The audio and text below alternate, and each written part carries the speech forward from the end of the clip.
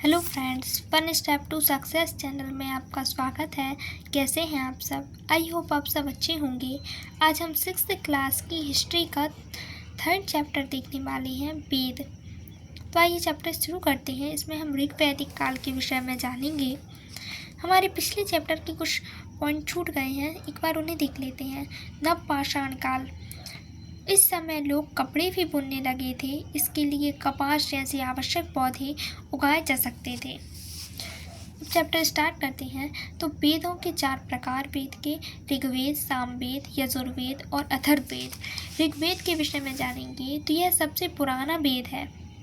इसकी रचना लगभग 3500 साल पहले हुई है। ऋग्वेद में 1000 से ज़्यादा प्रार्थनाएं हैं जिन्हें सूक्त कहा गया, जिसका अर्थ होता है अच्छी तरह से बोला गया।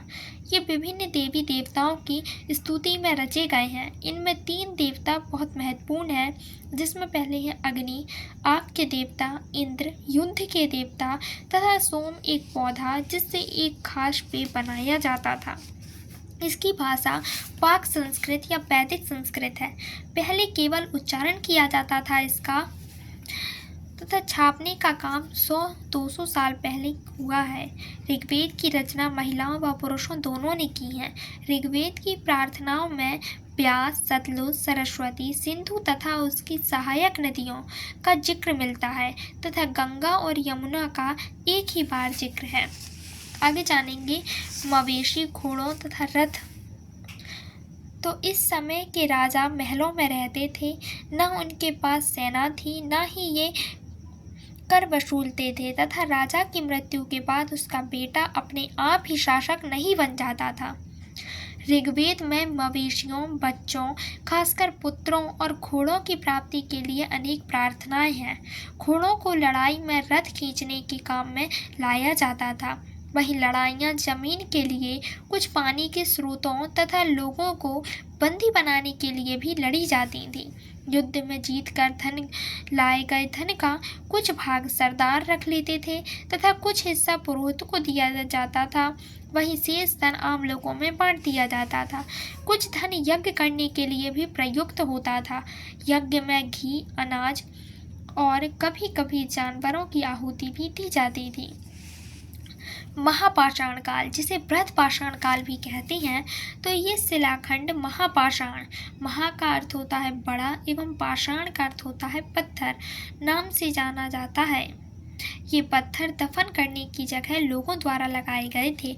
महापाषाण कब्रें बनाने की प्रक्रिया 3000 साल पहले शुरू हुई है।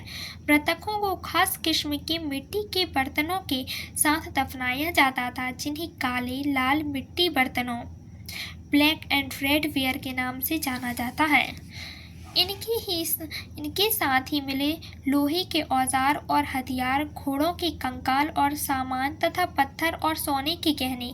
कंकाल के पास मिले सामान लोगों की सामाजिक स्थिति में भिन्नता को दर्शाता है। कुछ लोग अमीर थे तो कुछ गरीब, वहीं कुछ सरदार थे तो कुछ अनुयायी। आगे है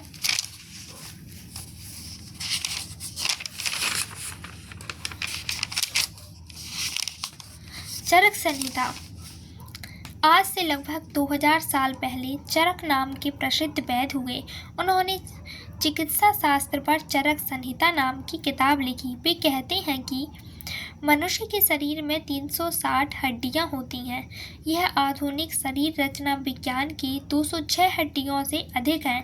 संभवतः चरक ने अपनी गिनती में दांत, हड्डियों के जोड़ और कार्टिलेज को जोड़कर यह संख्या बताई थी। कुछ लोग शासक कैसे बने? तो करीब 3000 साल पहले कुछ लोग बड़े बड़े यज्ञों को आयोजित कर राजा के रूप में प्रतिष्ठित हो गए। इन्हीं यज्ञों में से एक है अश्वमेध यज्ञ। अश्वमेध यज्ञ एक ऐसा ही यज्ञ है। अश्वमेध यज्ञ पूर्ण होने पर राजा को राज सिंहासन या बाघ की खाल के एक विशेष आसन पर बिठाया जाता था। युद्ध क्षेत्र में राजा का सारथी ही उसका सहचर होता था। यज्ञ के अवसर पर वह राजा की विजयों और गुणों का गान करता था तथा इन अनुष्ठानों में वैश्य व शूद्रों को शामिल नहीं किया जाता था। उस समय 4 सामाजिक वर्ग थे: ब्राह्मण, क्षत्रिय, वैश्य और शूद्र। वहीं जनपदों की बात करें तो महायज्ञों को करने वाले राजा अब जन के राजा न होकर जनपदों के राजा माने जाने लगे थे। जनपद का शाब्दिक अर्थ है जन के बसने की जगह। पुरातत्वविदों ने इन जनपदों की कई बस्तियों की खुदाई की है, जैसे दिल्ली में पुराना किला, उत्तर प्रदेश में मेरठ के पास हस्तिनापुर और एटा के पास अतरंजी खेड़ा इसमें प्रमुख हैं। खुदाई से पता चलता है कि जनपद काल के लोगों का मुख्य व्यवसाय कृषि था। वे चावल, गेहूं, धान, जौ, दाल, गन्ना, तिल तथा सरसों जैसी फसलों का उत्पादन करते थे। इस समय लोग संस्कृत भाषा बोलते थे। लोग मिट्टी के बर्तन भी बनाते थे, जिन्हें चित्रित धूसर पात्र के रूप में जाना जाता है। इन बर्तनों पर चित्रकारी की गई है। ये आमतौर पर सरल रेखाओं तथा ज्यामितीय आकृतियों के रूप में है। वहीं महाजनपद काल की बात करें तो उत्तर वैदिक काल में जिन क्षेत्रीय राज्यों के उदय की प्रक्रिया आरंभ हुई थी, वह 6ठी सदी ईसा पूर्व तक आते आते बड़े बड़े राज्यों में बदल गया था। इन्हीं प्रभुसत्ता संपन्न राज्यों को महाजनपद काल कहा गया है। प्रभुसत्ता संपन्न का अर्थ होता है राज्य आंतरिक और बाह्य रूप से निर्णय लेने के लिए स्वतंत्र हो। अधिकतर महाजनपदों की एक राजधानी होती थी। कई राजधानियों में किलेबंदी की गई थी, अर्थात इनके चारों ओर लकड़ी, ईंट या पत्थर की ऊंची दीवार बनाई गई थी। कुछ राजा अपनी राजधानी के चारों ओर विशाल, ऊंची और प्रभावशाली दीवार खड़ी कर अपनी समृद्धि और शक्ति का प्रदर्शन भी किया करते थे। महाजनपद काल में अब राजा सेना रखने लगे थे। सिपाहियों को नियमित वेतन देकर पूरे साल रखा जाता था तथा कुछ भुगतान आहत सिक्कों के रूप में भी किया जाता था। वहीं इस समय कर लगाना भी प्रारंभ हो गया था, तो महाजनपद काल के राजा विशाल महल बनवाते थे तथा बड़ी सेना रखते थे, जिससे उन्हें अधिक संसाधनों की आवश्यकता पड़ती थी। अतः महाजनपदों के राजा लोगों द्वारा लाए गए उपहारों पर निर्भर न रहकर अब कर लगाया करते थे।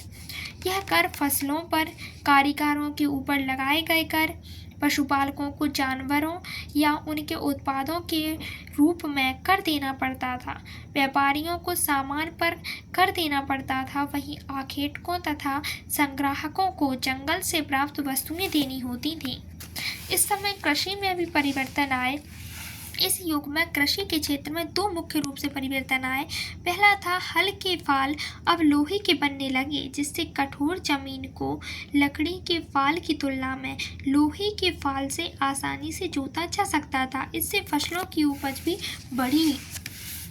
दूसरा था परिवर्तन, लोगों ने धान के पौधे का रोपण शुरू किया, अर्थात खेतों में बीज छिड़ककर धान उपजाने की बजाय धान की पौध तैयार कर उनका रोपण शुरू किया गया, जिससे पहले की तुलना में अब अधिक पौधे जीवित रह जाते थे, इसलिए पैदावार में भी इजाफा हुआ।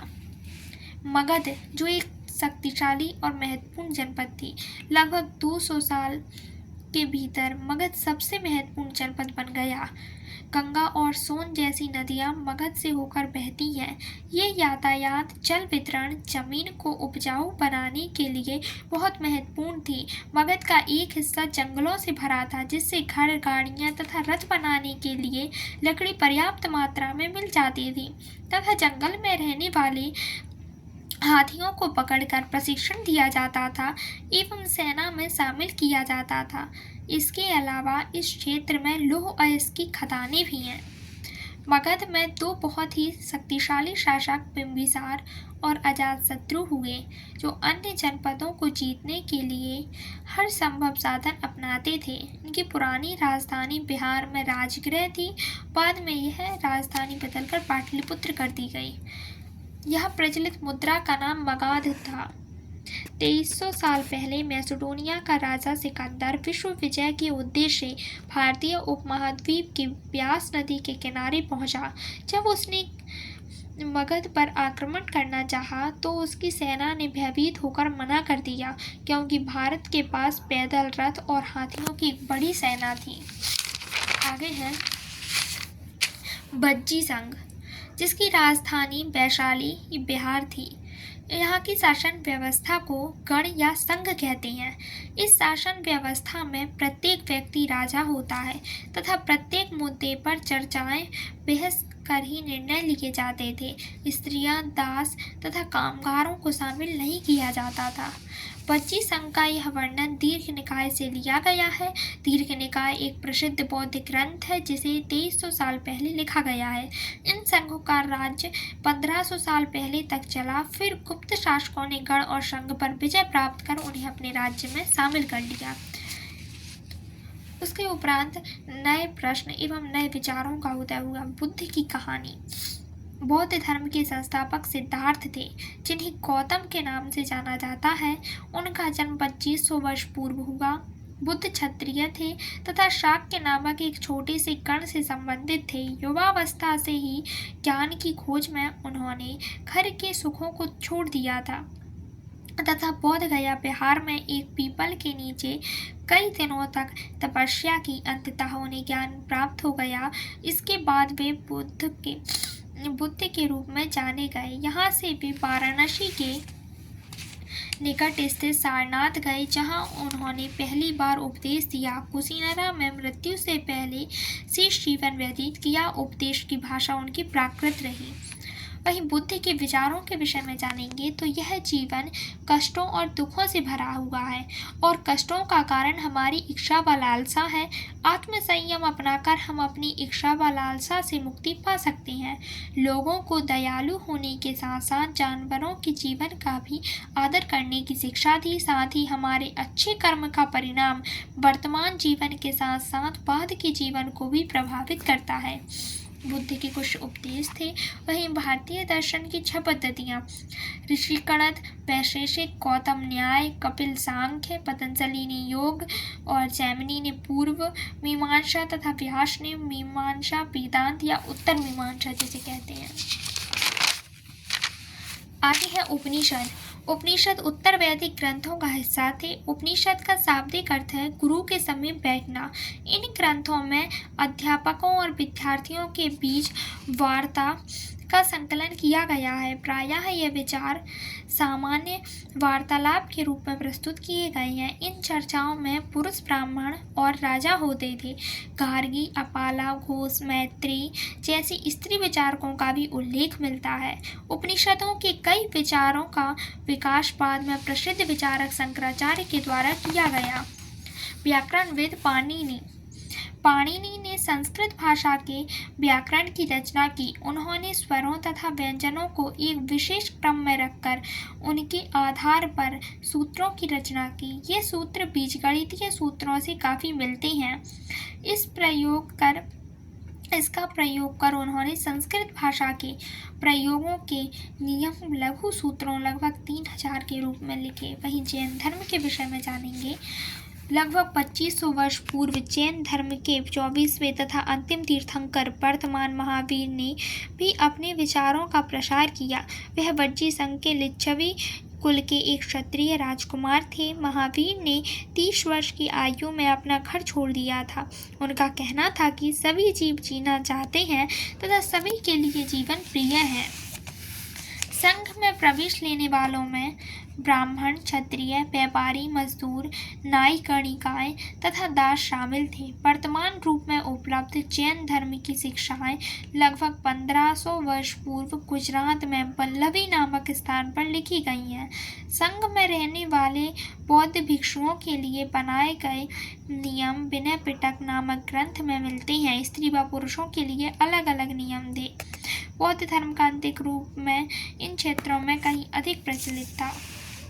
नालंदा विश्वविद्यालय सबसे प्रसिद्ध बौद्ध विद्या केंद्र नालंदा जो बिहार में था, जिसके नियम बहुत कठिन थे। जीवन के चरण या आश्रम, जिसमें 4 चरण बताए गए हैं ऋग्वैदिक काल में: ब्रह्मचर्य, गृहस्थ, वानप्रस्थ तथा संन्यास। ब्रह्मचर्य ब्राह्मण, क्षत्रिय, वैश्य सादा जीवन जीकर वेदों का अध्ययन करेंगे। वहीं गृहस्थ विवाह कर गृहस्थ के रूप में रहना। वानप्रस्थ सब कुछ त्याग कर वन में रहकर साधना करना तथा संन्यास सब कुछ त्याग कर सन्यासी बन जाना।